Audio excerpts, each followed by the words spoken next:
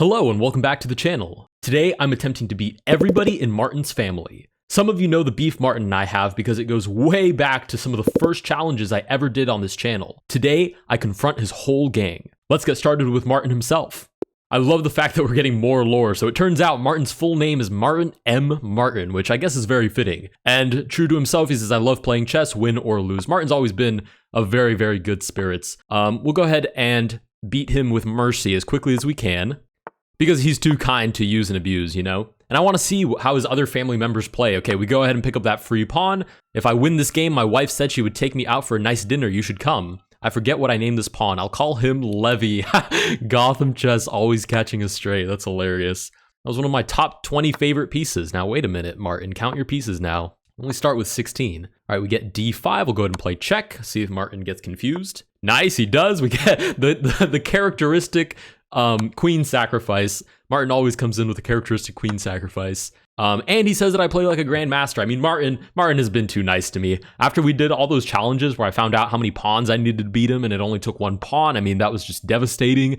That was just abuse of Martin. Even I have to admit that wasn't very fair. Let's see if we get this and then we can take the rook. No, he actually moves the king over, but we take the rook anyways. All right, king back over. We'll go ahead and capture with check. We get bishop back to d8. We'll go ahead and play check again. I've just realized I think I have the sound off for the pieces. Hold on. That's weird. I can't hear anything. Let's take this. Oh, very strange. Anyways, let's go ahead and wrap up this game. We'll go ahead and play, I don't know, bring out some knights. Cool. We'll follow up with knight to e5. The bishop is pinned. I'd like to get this knight supporting the other one so I can line up this. We'll go ahead and play knight to f3. I'm trying to create a support piece for my queen to give contact mate on f7. Now I move the queen. The bishop isn't pinned anymore, but now even if the bishop takes, I can recapture with the other knight, and now the mate is absolutely unstoppable. We get h6, and we deliver mate on f7. Easy peasy. All right, we wrap up game number 1 with Martin. Let's go ahead and move on to game number 2 with his next family member. All right, up next we have Martin Jr. Martin Jr. says, hi, I'm Martin Jr. I'm just like my dad, except I'm good at making friends and being my mom's favorite. Oh my goodness. All right. Now that makes me feel even worse for Martin. It feels like he's not good at making friends anymore. Also, these pieces are themed, so we get slightly dark brownish red pieces for Martin Jr. Martin Jr. has good taste. We'll play d5. We're met with g6. Cool. We'll play bishop to f4. He says, I have 12 siblings and 0 friends. Would you like to be my first friend? Aw. All right, we get knight to a6. We'll go ahead and play e3. Martin Jr. is rated 500. All right, so we get the first free pawn, but I can't imagine that we'll actually get too many free pieces. My pawn, that's fine. It's not very useful anyways. I heard my grandpa say that about my dad once. Holy moly. My pawn is my newest friend, Patricia. Wow, this is... Okay, so apparently Martin's dad thinks Martin is not very useful, and Martin Jr. heard it. Terrible situation. Introducing my bishop Barry. Martin is also in the habit of naming all of his pieces and developing the knights awkwardly. Very interesting.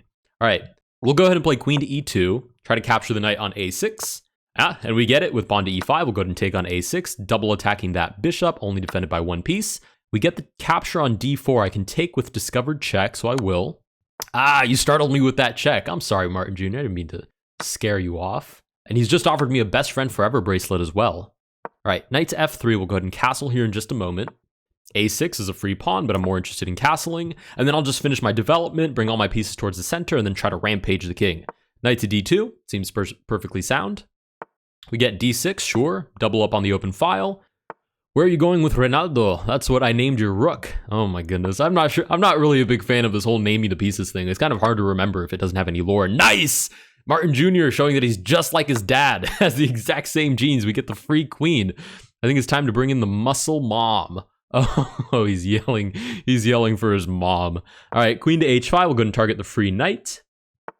Oh, free knight. Thank you very much. We'll remove the defender of f7, and we might even get the same mate we got on Martin. All right, we get check. Okay, king to d7 is forced. We'll go ahead and take on f7, target the rook. We're threatening queen to e6, which Martin Jr. actually defends. We'll go ahead and take the rook on h8.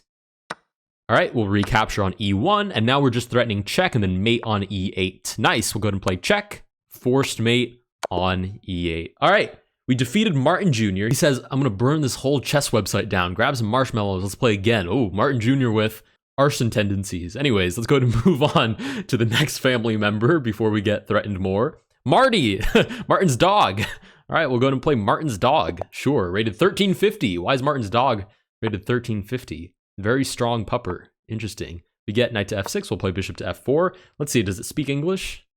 Knight to d5 targets the bishop. No matter what happens, remember, oh, he's man's best friend. I guess he's Martin's best friend, technically. We'll play bishop g3 back. e6, we'll go and play e3. c5, honestly, very, very sound opening. Did I move my pawn or yours? I'm colorblind. Oh, that's right. Dogs do have a certain type of color blindness. That's quite funny. All right, we've played c3, pretty normal London system, and we'll take the free pawn on b5. Nice. Nice capture, new Martin. Did you just call me Martin? Don't call me Martin. Knight to c7, we'll play the bishop back. Now I'm offended. Now I have to move all my pieces back. All right, c4, we'll take the free pawn as well. Are you taking my pawn to the vet? Yeah.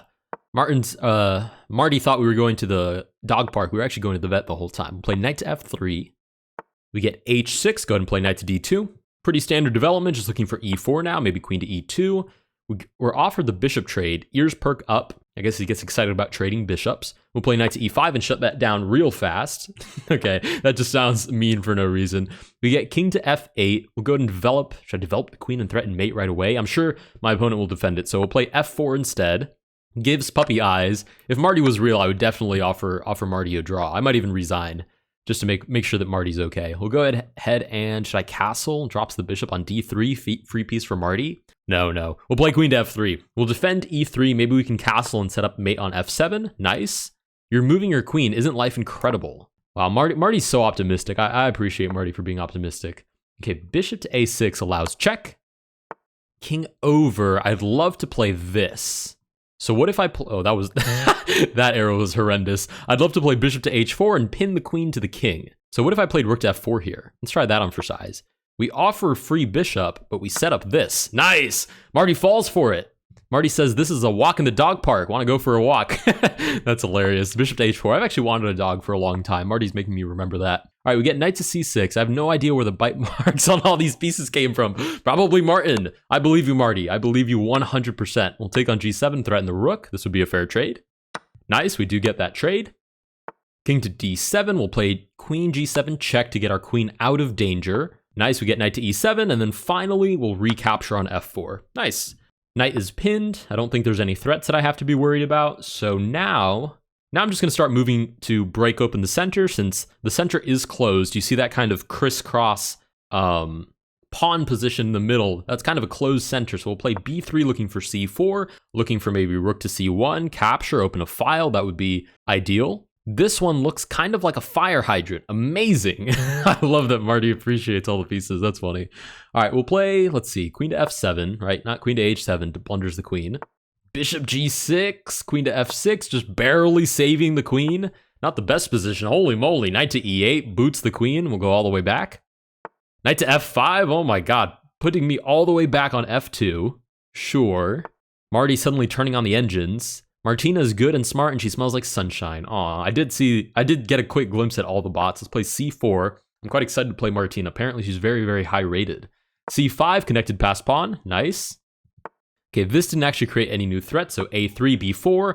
And I'm so sorry, Marty, but we are just going to... Oh, I could even take it for free, but I'd rather they stay connected. We're just going to storm his position with all these passed pawns. b5, put a rook behind it to make sure it gets all the way to the other side. Let's play exactly that. A rook, isn't it amazing? Ooh, lines up a discovered attack, so anywhere this knight moves, the bishop would threaten the rook right behind it. Ooh, tricky. Okay, let's move the rook over to c1 instead. And then I have a new idea. The queen is basically doing nothing defending this pawn, right? So I'm going to make this move first to hit the knight, get my pawn out of danger. But now I'm going to play knight to f3 to defend d4. Oh, but now there's two attackers on that pawn. That's really inconvenient. We'll play c6 check, supported by the rook. King goes back to c8, and I think I can play queen to e2 now. Reason being, should either knight take, I take, recaptures, and it allows my queen to enter the position, which is a little bit too dangerous. Marty allows it, thinking that he's won a pawn, but we'll play queen to a6 check. We're looking for promotion now, so c7 gives check, promotion, supported by the queen and the rook. Very nice, we get that promotion. I've been cutting Marty off this whole time. I haven't even bothered to read what he says. I'm sorry, don't be sad, I just want you to be happy. Are you happy? Aw. Man's best friend after all. We'll take on c8. Marty's the only one I don't feel totally comfortable bullying. We'll play b7, promote on b8, and we will finish this quickly and soundly for the sake of Marty. We're looking for this promotion. It's unstoppable mate at this point. Promote with check. And we will get our signature checkmate. Check. Time to drink from the toilet. No, don't do that. Oh, I didn't get the signature checkmate. Check. Ah, I thought I was going to get ladder's mate. I think I can still force it, though. We'll play this, and I think it's force ladder's mate right here. Sweet. All right, and we beat Marty. Very, very nice. That's the only guy that I feel bad about beating. All right, let's play the next bot. All right, next up we have Martin the 8th, who's a baby. Hi, I might not know my shapes and colors yet, but I can already beat my dad in chess. All right, so this baby is rated 1800, which is quite scary. So I'm going to play my normal London system and actually try to play some normal lines here. I'm quite intimidated by this baby. We get E6. Move number 2. 2 is another number I learned. Okay, I don't like this at all. Let's play E3. It's a little bit creepy. On the one hand, it's cute that Martin the 8th got Martin's eyebrows, but on the other hand, it's a little bit creepy. It looks very out of place on his face. So we'll play bishop D3 and hit the knight. No bishop, only horsies. Okay, D5 absolutely defends the knight. We'll play knight to F3. Hi, horsey. Okay, we'll play C3. We always look out for the knight coming in to boot the bishop. Bishop to D7, I'll play knight to D2. I mean, I'm not really doing anything special. I'm just developing normally here. This is all very normal London system development. Gurgling noises. Ugh. All right, let's play queen to E2. Maybe we can look for an E4 break. Oh, paragraph. I'm not scared of queens. I'm only scared of monsters, strangers, dogs in the dark. Oh my goodness, unfamiliar extended family members. That's hilarious. Oh, you guys can't see that, but okay, no capturing makes me fussy. We'll play H3. In case of this, we can always retreat the bishop. G5, super aggressive. Okay, I want that piece. Gimme. No, it's not for you. So no. G4, if I take recaptures, I could castle long. I'm not sure this is totally well played, so I'm going to go ahead and capture, leave this isolated pawn here, open up a file to the king. Knight recaptures, I'll go ahead and castle long this time. Hey, where'd your king go? Peekaboo frightens me. All right, captures on H2. I'll go ahead and take with the rook so I can potentially double up. Bishop to D6 does target the rook, so we'll play G3 to cover up our rook. I can't pronounce inaccurate, but I think that move was That's funny. A5. No, hurls a pawn at the wall. Okay, this is definitely the equivalent in chess of hurling a pawn at the wall. You kind of just throw a pawn at the general side where the king is because you're looking to start that attack. We'll go ahead and double the rooks to target H6. We're going to try to take advantage of the fact that our opponent is not castled. Oh, but queen to F6 is super solid. Defends H6 and prepares castling. So I guess I could go for that center break right about now. Okay, we get bishop back. Nice. We'll go ahead and play... Do I take and open up the file? Probably not, because my opponent's going to castle anyway. So we'll play E5, control the center, boot the queen. Queen goes back to G7. Let's try to add another attacker to the H6 pawn. We now have 3 on the pawn. Okay, and we do win the pawn ultimately. We get the long castle. Peekaboo, my king's not there anymore. All right, we're going to take on H6. And this might be a little bit of a slow game, but we should be able to win it in the end game. Either way. Okay, we do get the trade. We are now in an end game, pretty much. Okay, king moves over. I'm actually going to move my king towards the center, right? Because this is where my passed pawn will be created. This is where I have the extra passed pawn. Or rather, the extra pawn that will eventually be a passed pawn. So I'm going to move my king towards the center. In the end game, your king actually starts to become an attacking piece. So you really don't want to do all this with the king and hide it in the corner. Conceptually not very sound. I like that the 1800 bot actually plays tactically quite well. I mean, this little baby has only lost a single pawn up until this point in the game, but conceptually isn't so sound, right? These 2 random king moves to the side might seem like you're protecting the king, but at this stage in the game, there's not really that much to be afraid of. I'm going to play rook to H7, target F7, which the baby does defend with bishop to E8. This baby has incredible foresight. Let's go ahead and start maneuvering my pieces. We'll play knight to F1, looking for E3, which is slightly better placed than back here on D2. F6. I'm still learning chess and basic motor skills. 2 things everybody needs to learn. Okay, F6. Targets E5, but the knight also defends E7, so captures, I take back, and I should be fine. In fact, I'm threatening to remove the guardian of this bishop. So that looks pretty good for me, even if F5, well, F5 might be a little bit annoying. Let's go ahead and take. We'll take the pawn because it seems we can win the pawn on C7 right behind it. Okay, blunders the second pawn, I believe. Okay, bishop to H5 pins the knight, which is quite annoying. This is the only problem with leaving your opponent with the bishop pairs. They serve like lasers cutting through the position. Let's play bishop to B5 and start trying to get some trades on the board. The sooner we can get some trades on the board, the better off I'll be. Okay, rook to G7, excellent. I'm happy to trade. Sweet, and we get this trade right behind it. It's not ideal, like I literally just mentioned, to leave your opponent with the bishop pair, especially if the position opens up. but it doesn't seem that the position is trending in that direction right now. Okay, bishop check, extremely annoying. In fact, I have to move right back here. Oh, and then the bishop can come in and just eat all of my pawns. Oh, that's really not ideal. Okay, let's move back. Oh, thank goodness. We get a4, not bishop to c1. Excellent. We'll play knight to e3 to block the bishop's ability to move to c1, and we get another trade, which is excellent. Again, this baby seems to play tactically quite sound, but conceptually really not the best. We get king to b6. I'll go ahead and move. Let's see. Should I be afraid of the king coming in this way with like c5, putting pressure on my e5 pawn? I probably should be, but I'm not. I kind of want to play just like king g4, f4. But I already know that if I start trying to invent different things, I'm going to get myself in trouble. So king back to e2. Sweet, the bishop moves back as well. Let's play f4, g4, and try to push f5. a3 tries to destabilize my pawn structure. I'll move my pawn to b3. The cool thing is, as long as my pawn is on a light square, this bishop can literally never touch it. So these two pawns are untouchable by the bishop at least. Let's play the king forward, looking for g4, f5.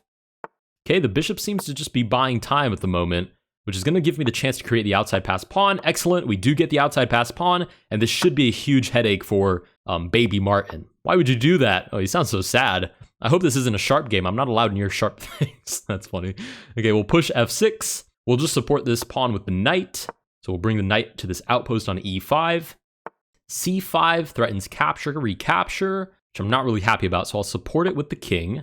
I'd like to keep these pawns here to keep the king out of my position, and b5, or rather b4, seems to allow that. Should the baby sacrifice, my king is just in time, so I'll play b4.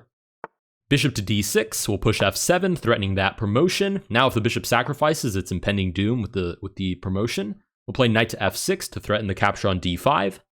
Sweet, we get the defense, but now we actually have two pass pawns, so I'll play b5 check, and then we'll take on d5. Nice, we've removed the defender of the d5 pawn, and we should just be completely winning now. Let's play king to e4, protect the knight. Bishop to d6, we'll go ahead and play knight to e3, threaten this.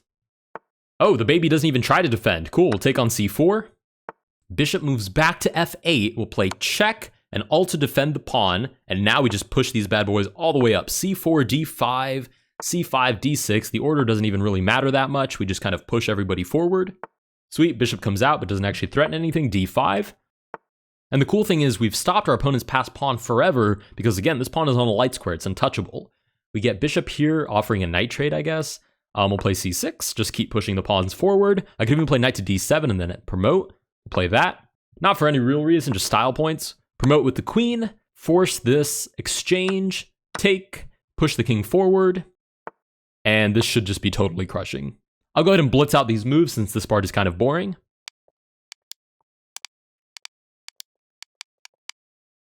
Sweet, and now we're approaching checkmate right here on b5. Nice, and we take the victory. All right, so far we've defeated four of Martin's family members. We have one left. Ooh, the baby is crying like very harshly. Sorry, baby. I have to do this for YouTube, don't you see? But we've defeated basically everybody in Martin's family except for the next bot. I introduced Martina, rated 3,250. She says, "You must be Martin's best friend. Nice to meet you." Ooh, she does not have a very good grasp of who we are to Martin, which I guess is a good thing. We'll play d4, start with a normal London system, and see how good Martina really is. Knight to f6. Martin says losing to you is his life's greatest joy. Wow, the whole Martin arc is coming full circle. Bishop to f4. I'm starting to rethink Martin. Martin has been nothing but nice to me, and I've been, putting him through all of these rough challenges. How many queens to beat Martin? How many rooks to beat Martin? How many knights to beat Martin? How many pawns? Bishop to d6 will retreat the bishop. And I don't know, now I kind of feel bad. Martin seems to be kind of a good guy. Knight to c6. I always play c3 to stop knight to b4 because I want to play bishop here. It's got me thinking. I'm going to be honest. It's got me thinking. We'll play, whoa, what is this chapter that just appeared? The medical community named a rare rash after Martin because he was the first ever non-iguana to exhibit symptoms. And they named the ointment after me because I cured him. Isn't that so cute? What are you talking about? Bishop to d3. We'll play bishop to d3. Develop our pieces. Nice. I like that we have a line of sight into the king's position. She just called it a quaint little move. That was the best possible move, by the way. Well, I'm not listening to you. Knight to f3. You know what? Now I have beef with Martina. We'll play knight b to d2. And I'd love to get a kingside attack mounted here. Ugh, e5, very aggressive, threatening e4, kind of. Actually, no, that's defended doubly. So we should be totally fine there, actually. We'll play queen to e2. We might play e4, looking for d5. Okay, bishop to g4, e4. Oh, I've hung this pawn. Oh, I've played that way too quickly. Why did I play that? Oh, I've played that way too quickly. I'll take back, looking for queen to e3 now, I guess. I mean, it's survivable. It's really not the end of the world, but wow, is it ugly. Ugh, free pawn just disappeared off the board for no reason, just playing too quickly. Martina's an anagram for Martian, so you should know my chess is out of this world. Uh-huh. I see. Very suspicious, if you ask me, that your name should be a anagram for Martian and that you should be so proud of it. But whatever. I guess I could play castles here, and that's probably top engine move. My gut just says that's probably the best way to play this. Or I could long castle and then just full send a kingside attack. And I kind of want to do that. I want to give Martina a run for her money. Let's do it. Run for her money. I'm going to play this like it's a practical, normal chess game. Bishop back to defend a2 and keep the bishop on the board. We get queen to e8. I'm sure Martina's going to punish me for castling into a semi-open file. So let's play queen to c3, hit the knight. We do get queen to c6, which forces the queen trade. Now, if we do go for an attack, it's going to be a lot less felt by Martina, but our king is less in danger now that the queens are off the board. Your queen will look dashing in my trophy case next to my Nobel Prize in physics. Okay. No need to brag, Martina. No need to brag. I understood just by looking at your rating that, you've got a good head on your shoulders. We get knight to c6. Let's play... it feels like there's no good moves anymore. I guess let's just bring our rooks towards the center. I mean, that's usually a generally good idea. Okay, rook to e8 puts pressure on the e4 pawn. I'm not super happy about this pin. So let's play knight to f1. Okay, we get pawn to a5. I could play knight to h2, but it's such an ugly move. What about knight to e3? But that cuts off the defense of this pawn, which would leave the bishop hanging. Is that okay? Let's see, knight to e3. Oh, bishop takes, but then the pawn defends. That might be fine, actually. Let's play knight to e3. Okay, we do get g6. We'll get rid of this bishop, which was extremely annoying. Okay, knight takes back, threatening f2. So I guess the natural move is to defend the pawn, right? We'll defend the pawn. King to g7. It's very interesting. Martina isn't making any real, concrete threats on the board, but it's still very uncomfortable to play with because these are all optimal engine moves. Let's play knight to d4 and offer a trade. Try to get some pieces off the board. The more pieces I can get off the board. Oh, I've hung this pawn again. Oh, I'm playing like Martin Jr. I'm playing like Martin Jr. hanging pawns left and right. I need to hide your pawn before Martin. That is so funny. That is so funny that the baby might be swallowing the pawns. Okay, we'll play the rook back to hit the knight. Knight goes back to g4, sure. We'll double our rooks, maybe. Okay, rook to e5 stops the idea of the pawn push to e5.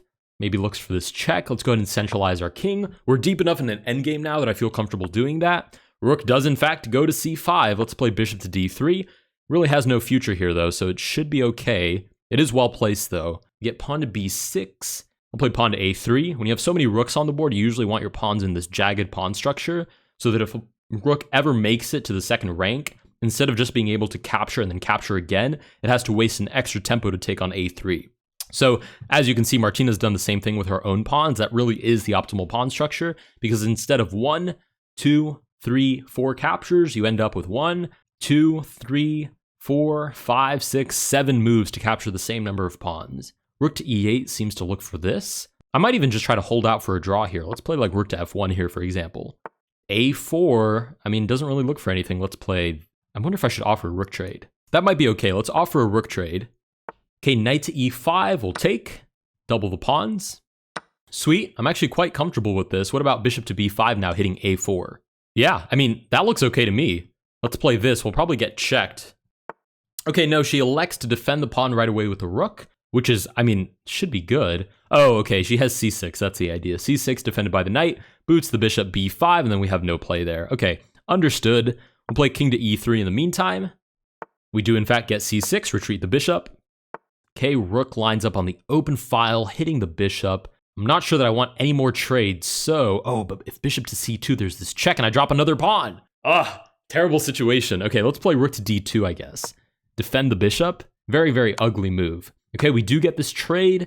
Looks like we're going to trade into an endgame, and this should be basically impossible to hold off. Martin says hi, by the way, and that he misses you, and that he loves you. Oh my goodness. Okay, how can I have any more beef with Martin? How can I? After that, how can I? You know? If anything, I have beef with Martina. Isolated pawn, doubled my pawns, took a bunch of my free pawns. I mean, terrible situation. King to e3. I might have to do some how many queens to beat Martina challenge, and then just put a bunch of queens on the board, look for checkmate. All right, we're going to try to hold off on this as long as possible, but it should be a very straightforward conversion. I'm sure there's f5. Pushing these pawns should be equally winning. Right, Martina looks for this outside pass pawn. I'm sure c5 and b4 are incoming. Let's play this. Or even the king could come into play. Okay, we get h5. These all seem like very engine moves. Okay, we do finally get c5. I guess she decided this was necessary for the optimal position. Google me. Martina with the celebrity status. Okay. b4, we'll go ahead and take. And I'll go ahead and rush through these moves because all she's going to do is promote and then walk me into side of the board so she can checkmate me. So